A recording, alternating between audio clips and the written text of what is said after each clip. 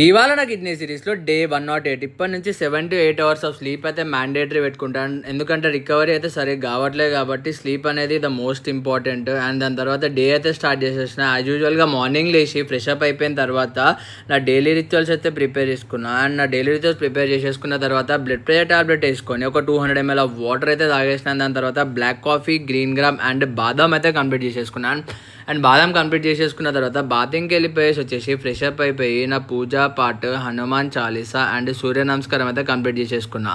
And సూర్య నమస్కారం complete చేసేసుకున్న తర్వాత బ్రేక్ఫాస్ట్ యాజ్ యూజువల్గా ఈరోజు అయితే 40 to 45 grams of votes, 1 egg white and cinnamon powder and flaxseed powder అయితే కన్జ్యూమ్ చేసేసిన తర్వాత డేకి సరిపోయే టాబ్లెట్స్ అయితే స్ప్లిట్ చేసుకున్నా. మార్నింగ్కి, ఆఫ్టర్నూన్కి అండ్ నైట్కి. అండ్ దాని తర్వాత ఆఫీస్కి రెడీ అయ్యేసి వెళ్ళిపోయాను యాజ్ యూజువల్గా 9 o'clockకి.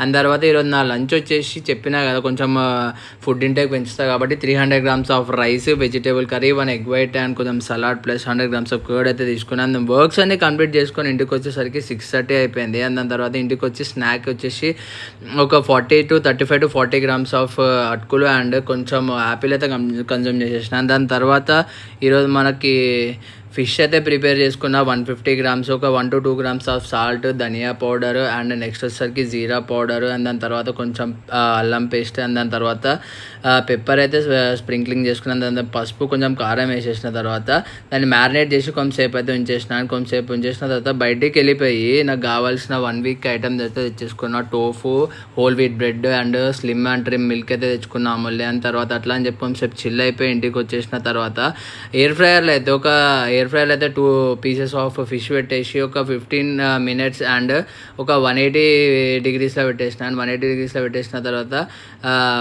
మంచి క్రిస్పీనెస్ రెడీ అయిపోయింది. దాని తర్వాత నా డిన్నర్ వచ్చేసి 250 grams of quinoa and fish and కొంచెం వెజిటేబుల్ కర్రీ అయితే ప్రిపేర్ చేసిండే. సొరకాయ తినేసిన తర్వాత ఒక 25 to 30 minutes ఆఫ్ బ్రిస్వా కంప్లీట్ చేసుకొని పండుకునేసిన. It's time to do it again tomorrow.